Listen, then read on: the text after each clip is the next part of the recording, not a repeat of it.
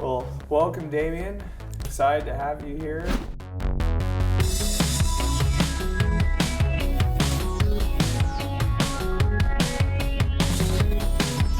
were just talking. I guess we've known each other for about 5 years. Yep. So it's awesome. Can you give a little bit of background of where you're from, education, Yep. and your current role right now? Yeah, so born and raised in DFW here in Texas, and graduated from high school. Knew that I was going to be more of an entrepreneur or sales guy. College really wasn't my thing. I did a little tour through the junior colleges in town, and decided sales was where I was going to be, and did really well with it the first few years after high school. Bought my first house in 1999 on my 23rd birthday, and ended up using that as my first rental. So I've been an investor for 20 years plus. So Wow. Had a roommate move in, helped me with the payments for a year, and then started renting it out for a few years after that. Then got married in 2001. We were planning on having a family. I got my real estate license right after reading Rich Dad Poor Dad, so that's kind of the start of my mindset. Okay. And got me going and thinking towards real estate, entrepreneurship, investing, the whole ESBI quadrant. Yep. And really got my mind set into the investing in real estate and hard assets, and kind of getting away from the stock market as much as possible. We've been investing in the stock market for 20 plus years, done really well. Mm-hmm. But after the crashes in the early 2000s, and then 2009, 2010, I didn't really want to ride that wave down again. Had developed a couple of businesses on my own and with other people, and knew that real estate was really where I needed to get back into, and did the training here at the local education training group, and knew that multifamily was going to be where I wanted to go, just scale-wise. Yep. Less hassle. I didn't really want to have to be taking phone calls and dealing with that day to day, so getting into multifamily is something that I grabbed onto pretty quickly. It took me a couple of years to wind down a business that I had to start investing. Met you back in about 2014, and Yep. Quickly started investing in deals in late 2014, early 2015. So that first year, let's just say 2015, one deal every quarter, so 4 deals that year. Awesome. 4 deals the next 2 years, so 8 total within 3 years, total of like over 1,200 doors in 5 states, one with you in Oklahoma City. All have done fairly well, average returns in the high teens to over 100% on a yearly basis. Wow. And you combine cash flow and refinance or sell. Out of those 8 deals, we've sold 6 in the last year and a half. Okay. So we're still holding 2. This year of 2019, I've invested in a couple of development deals, a senior living development, mixed-use development here in the Metroplex, and then also just invested in a 5-package apartment complex deal. It's over 1,275 units down in Houston. Wow. With a group here in DFW. So excited about that. So still investing, still excited about the real estate multifamily, but dabbling into some development also, just as far as diversification goes. Okay. So yeah. So the move to from multifamily to some of those other asset classes has been more of diversification, or Yeah, more of a diversification, path of progress, growth Okay. sectors. DFW's booming, and there's areas of the Metroplex that are really strong. Yeah. One of the deals was a qualified opportunity zone, so rolling into that with some profits Right. and the tax advantages that go along with that. So Awesome. if anybody knows about the qualified opportunity zones, that's something that is good for those that have profits to roll into. Okay. Well, what kind of you have a lot of experience. You've been entrepreneurial and basically for the past 20 years. What kind of, and so maybe you didn't have this much of an issue. What kind of when you started investing passively, what kind of got you over that hump to pull the trigger? Because we're talking about a lot of money. Yeah. On most of these deals, we're talking 25, 50,000 or more. Yeah, I knew my window of opportunity was going to be pretty short because the economy was just at that place where I knew that we needed to get going. I listened to Del Walmsley here on the radio, and he was kind of pounding the table.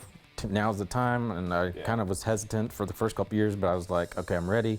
And I just wanted to meet as many good people like yourself that I could know, like, and trust, that I could invest with, that preferably had some experience either in the mortgage field or in the investing. It didn't really matter to me as far as how experienced they were, just that they were good and honest and trustworthy kind of person. Right. So I invest just as much in the person as I do the deal. I look at the deals, of course, and the returns and everything, but I got to make sure that I like and trust the individual that I'm throwing 50 to 100K at. Well, these aren't, this isn't a deal where you're not in a deal with these people for a year or two. It's potentially 5 to 7, maybe up to 10. Especially in the zone you're talking about. Qualified opportunity zone. That's a 10-year hold. So so you're in it for a while. So you better lock who you're working with. What are So I'll hop over to another question. So I really want to get your take on it. Is there we were talking about where we are in the cycle. We've been on the up and up for quite a while, about a decade now. Are you looking to are you pedal to the metal? Are you increasing how much money you're investing out? Are you kind of going at the same rate you've been going, or are you kind of more on the sidelines? So I'm being a little bit more picky on location. Okay. So I've invested in 5 different states and kind of narrowed it down to where I kind of like and know where the path of progress is, and I'm going to be more disciplined in my locations, a little bit more disciplined in my class level, so going more towards a B class level than a C minus kind of stuff. Why that? It's going to be middle of the road, bread and butter kind of stuff, no matter what happens with the economy. If people are stepping down, they're going to step down from A to a B. If they're stepping up, they're going to go from the C to the B. So that middle of the road is where I'm comfortable that the returns are going to stay safe in any economy. So no matter what happens, I think B is going to be the safest for me. Awesome. Okay. Is there, any advice that you have for people kind of starting out on their, you're in quite a few deals, you've been doing this for a long time. There's a lot of people who are just either starting or they're thinking about jumping in. Do you have any advice for those folks? Yep, just get educated as fast as you can, but don't think about it too long. Network with as many people as you can. Come to all the events that you can. You don't have to pay big bucks to join a group. You can just get on Meetup and go to Meetup groups and learn from a lot of good people out there at free events.